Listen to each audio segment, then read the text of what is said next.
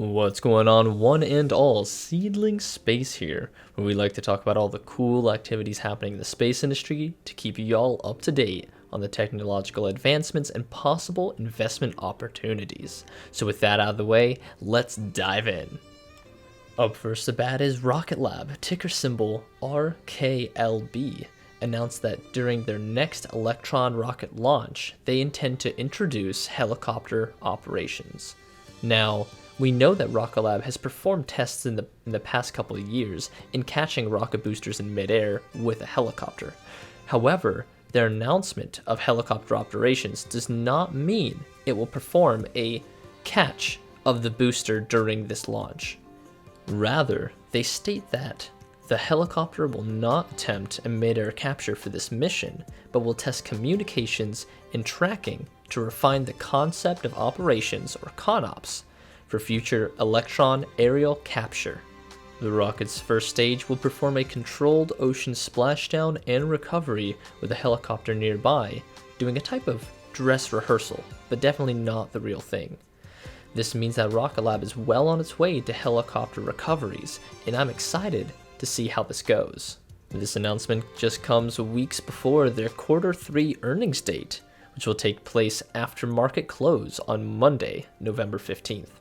Now, I don't know about you, but I'm definitely hoping for some good news on additional revenue growth and getting closer to profitability. And with the announcement that it's going to be moving towards helicopter operations for the recovery of their vehicles, and having demonstrated that in years past, I think that this will definitely help with reusability in comparison to other reusability efforts like how SpaceX lands theirs upright and so forth. Now, the stock price has declined over the last few weeks, so it might make for a good buying opportunity, but definitely make sure you do your research and understand the risks, since Rocket Lab is still a speculative investment at best. If you want me to do a video dedicated to analyzing Rocket Lab's earnings report, let me know in the comments down below. Alrighty, up next we have NASA's Lucy spacecraft.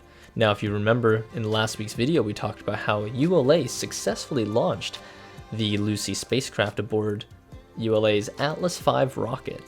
Unfortunately, it seems there has been a mishap. When Lucy deployed its roughly 24-foot wide solar arrays roughly 90 minutes after launch, it appears that one of the arrays failed to lock into place. NASA is currently investigating the anomaly, but I'm happy to report that the spacecraft is functioning as expected.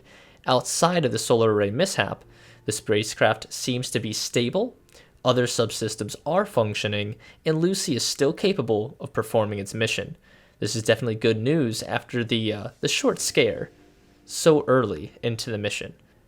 Next in the news is the Orion spacecraft recently moved buildings in preparation to be attached to the Space Launch System, or SLS, rocket. This spacecraft preparation is for the upcoming Artemis 1 flight, which will fly the Orion spacecraft around the moon as a test which will eventually lead to landing the first woman and the first person of color on the surface of the moon. For now, the Artemis 1 flight will remain unmanned to ensure that both the SLS and the Orion spacecraft perform successfully before proceeding to the Artemis 2 flight, which will host live astronauts on a journey to loop around the moon, slated for late 2023. While the Artemis 2 flight is a little ways away, Artemis 1 flight is planned just a couple of months away in February of 2022. While it's exciting that the launch will take place soon, the SLS program has actually been plagued with delays and budget overruns for years.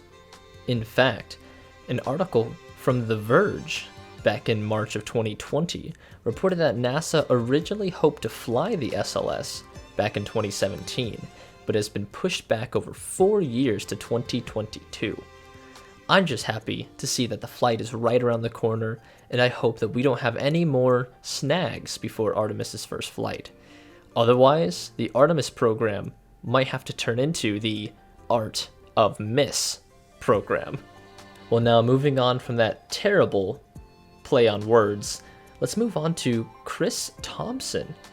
So the Phantom Space Corporation announced that Chris Thompson has been named as their CTO, or Chief Technology Officer. And this is kind of a big deal because Chris Thompson is a fairly decorated executive when it comes to the space industry. In fact, he was an early employee at SpaceX and has made significant contribution to the company, apparently according to the meme god himself, Mr. Elon Musk. Before leaving SpaceX, he held the role of a vice president, even a senior director of structures production development. And Chris has held roles in a suite of other aerospace companies such as vice president of advanced programs at Virgin Galactic, and most recently leaving his role at Astra Space as chief engineer of advanced programs. Chris seems to have a plethora of experience working in high-profile startup space companies, and this recent job change raises questions on whether this could be good news for potential investors for Phantom Space Corporation. Both Virgin Galactic and Astra have recently gone public via SPAC mergers, and it makes me wonder, should we expect the same from Phantom Space? According to LinkedIn, the company's size is less than 50 employees, and it has also raised over $5 million in seed funding since its founding in 2019. Could this Tucson-based company give the likes of Rocket Lab, Astra, Virgin Orbit, Firefly, SpaceX, Blue Origin, and the many other launchers out there a run for their money? I can't answer that, as not all launchers are created equal, and some aim for different markets. But I will absolutely keep you all informed with their progress, and if any investment opportunities arise. Next, we have a granddaddy aerospace company, Boeing, is in the news regarding its Starliner spacecraft. And this time, it's related to a valve issue, which ended up delaying its planned test flight in August of this year. The test is now planned for mid-2022, which gives NASA and Boeing time to investigate the cause of the discrepancies. The issue is in regards to stuck valves in the propulsion system. The company announced this week that they believe is the leading cause due to valves being corroded by nitric acid, which is produced by moisture interacting with the nitrogen tetroxide oxidizer NTO near the seals in the valves. An additional factor named was the length of time the NTO was in the spacecraft. The test mission back in 2019 had the NTO in the spacecraft for 35 days before the mission. And for this mission, it was 46 days prior, which is enough of time that it could make a big difference. Unfortunately, this is not the first setback that Starliner has had. In fact, the 2019 mission was plagued with software problems that ended up with roughly 80 corrective actions that both NASA and Boeing identified after the investigation.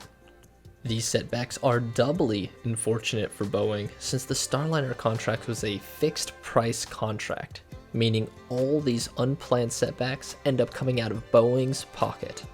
But hopefully, they get this latest problem resolved and it's back on its way into space. And last on our list for this week is an announcement of a partnership between Voyager Space, Nanoracks, and the granddaddy, Lockheed Martin, to build their very own commercial space station. What's interesting is that apparently Nanoracks is actually majority owned by Voyager Space already. Now, for this trio, Nanoracks brings the expertise of having operated hundreds of elements already on the ISS, and Voyager brings the financing via a permanent capital model rather than the typical venture capital model. And Lockheed will be bringing the primary manufacturing and integration. This comes just a few months after NASA published a request for proposals for its commercial low Earth orbit development program. And it is my assumption that this spacecraft is going to be the submission for that contract. And the name of this spacecraft is going to be Starlab.